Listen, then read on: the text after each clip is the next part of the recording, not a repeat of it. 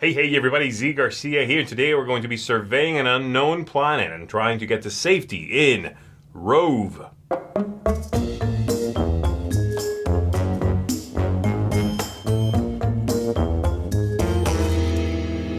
Rove here, or as it says in the rulebook, results-oriented versatile explorer, is a cute little character that you are going to be moving around. You are going to be manipulating his modules in order to replicate a pattern of something he is trying to do in the game. And if you manage to do that enough times, you win the game without running out of cards in your hand. This is a game from Button Shy, who puts out these wallet games that come in a little wallet like so. This is a solitaire game as well, and it is very much a puzzly, thinky, trying to use as few actions to accomplish what you need to do as possible kind of game. I'm going to show you on the table sort of how it looks, what comes in here, how the game plays out. We'll come back up here. I'll tell you what I think of it. To set up the game, we're going to shuffle up all 6 of these modules here and set them out in this 2x3 pattern randomly. Then we're going to shuffle up the rest of the cards, and we are going to set one out as the first adventure we are trying to accomplish, the first mission we are trying to accomplish. I'm going to put that one right there. And then the rest of them become a pile, a draw pile. From there, I will take 5 into my hand. And these will be my hand of cards. What I am trying to do is complete 7 of these missions before I run out of cards, before I'm basically unable to do so, okay? The pattern showing right here is what I am trying to accomplish. So you'll notice that one of the modules is listed in a specific position, in this case, this module right here.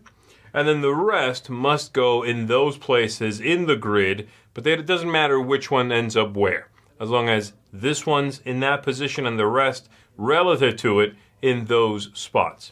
To do so, I am going to be using these cards. And these cards are going to give me movement points. They'll give me either this many movement points, or they'll give me the movement points on the bottom if I can fulfill this pattern here. If when I play the card, this pattern is true, then I'll get this many points instead.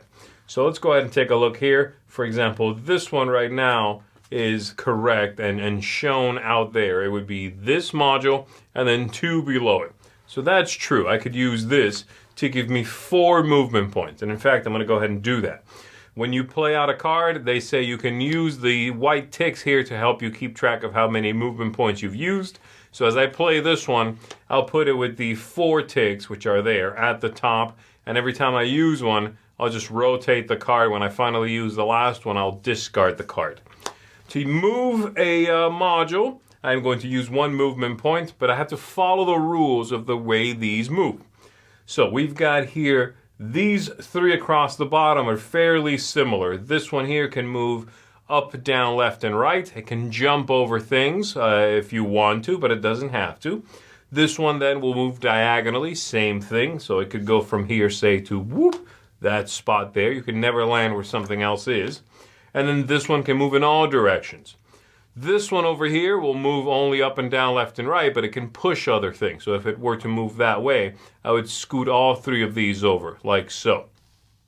This one here will move a single space. It has to be empty where it's moving to. And then this one is largely like this one, but you have to jump something. So again, as far as you want, I could do this, but I cannot do this. I cannot go from here to here. It didn't jump anything, so that's not a legal move.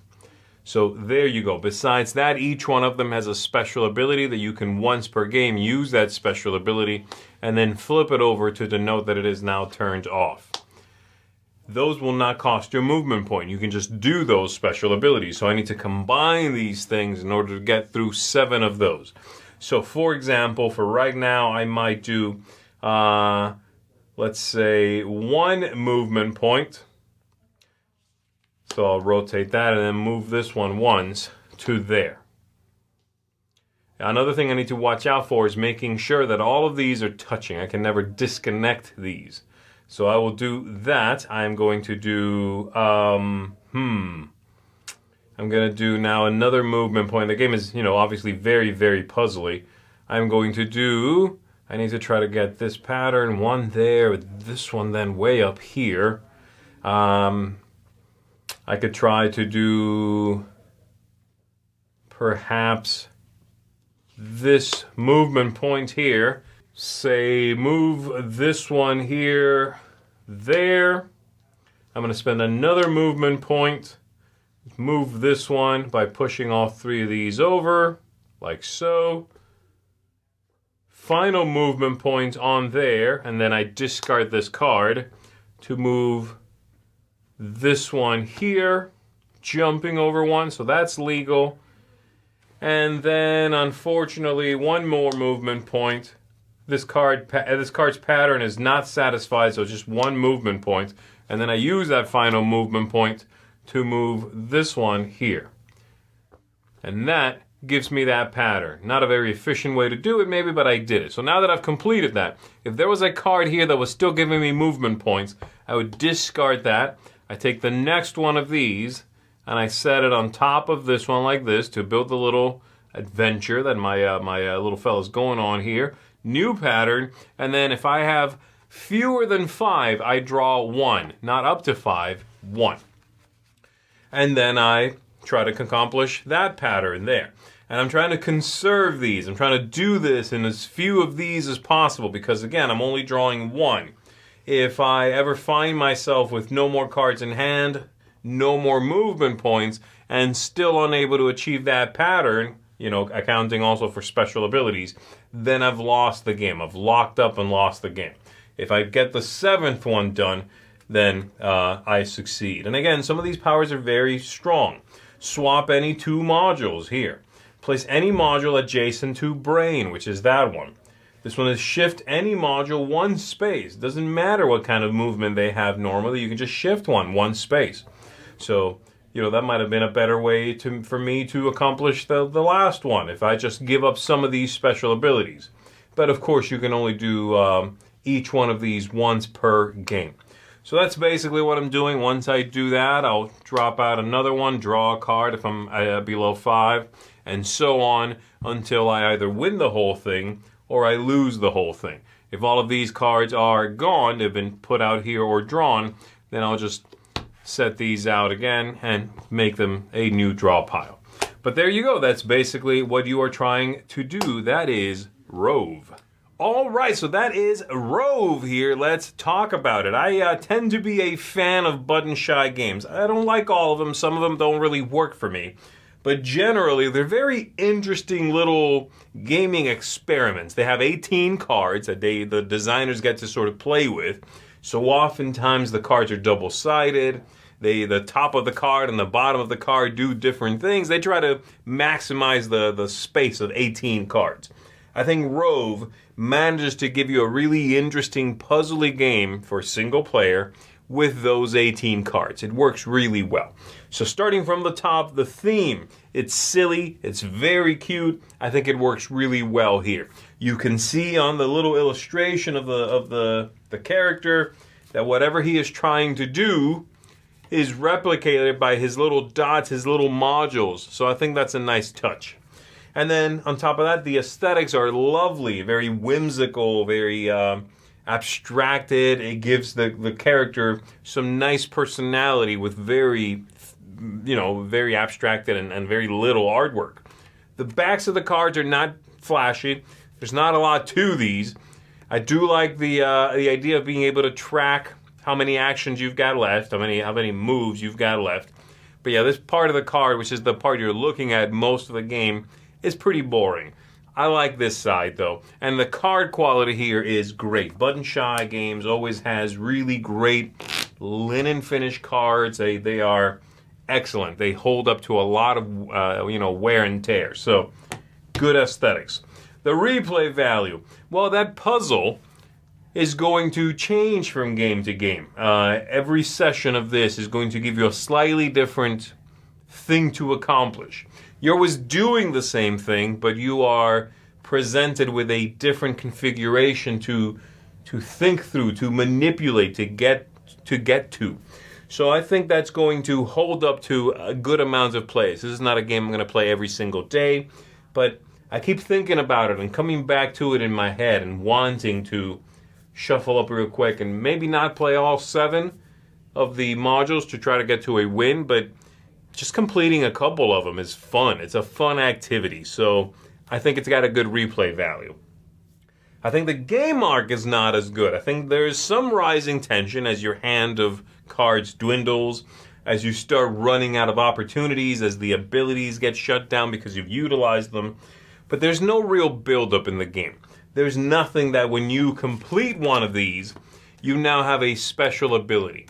Now, I know there are some things like that in some of the expansions to the game. You know, you get a few extra cards, and some of those will, for example, turn one of the modules back up, and you can use that one again. That's nice. I like the ability to build on what you are doing. In this one, you begin with everything just about, and then slowly have fewer and fewer options and things to do. So the game arc can be a little anticlimactic maybe, as you are trying to get to that 7th one. Though there is, again, a lot of nice tension towards the end. When you're in the 6th one, on the 7th one, it gets really tough. The game is not that easy, so you can definitely time out. The ease of play, pretty easy to understand. It's a good rulebook, well laid out. It is very thinky though, so you have to know that that's the kind of game you like. But if you understand the mechanisms, you understand what you are trying to do, this will be a quiet game, certainly, but it's one that you can comprehend fairly easily. And then lastly, tactics, luck, strategy. Some luck with the cards, of course. They're going to be shuffled. They're going to come up in a random order. But you do get to see the next pattern because the deck is sitting there next to you with this side face up, not the other side, not this side. And so you get to see that. You can do a little bit of forward planning. It's doubtful you'll have a lot of wiggle room in order to set up the card you're working on now and get very close to the next one, but you have that information available to you. The only way you wouldn't is if you use there's a module that lets you draw a card. One of these is draw one movement card. If you do that, you're drawing the top one, and so the pattern for the next thing is different at that point. But that information is there. You can use it to think ahead a little bit. Like I said, overall, this is a very interesting little game. I tend to enjoy solo games that are small, that are thinky, that are interesting, engaging, have some good stuff going on, that don't play themselves, but that are small, quick to play, that are easy to set up and get into while still rewarding me with a bigger game feel. I think Rove here manages to do that pretty well. It's probably in my top 5 button shy games. I haven't played that many, but of the ones I've played, there are several that I don't like as much as I like Rove here. I think it's a good one, while still not being revolutionary. And again, the game arc, I think, could have been better if there was a little bit of something I'm building on as the game goes on, as opposed to just options shutting down. But having said all of that, this is still going to get a 7.5 out of 10 from me. That is a seal of approval. I think this is a neat one. I definitely recommend it. If you are a solo gamer, you've messed with some of these button shy games before, you like what they're doing, or you're just curious. And again, you like thinky, puzzly things, want to try one out that's solitaire, I think Rove is a great one for that. This is going to get you thinking outside the box, how you can maximize your actions, minimize your waste. Rove, very neat. 7.5 out of 10. That's it for me, everybody. My name is Zee Garcia. I'm going to see you on the next one.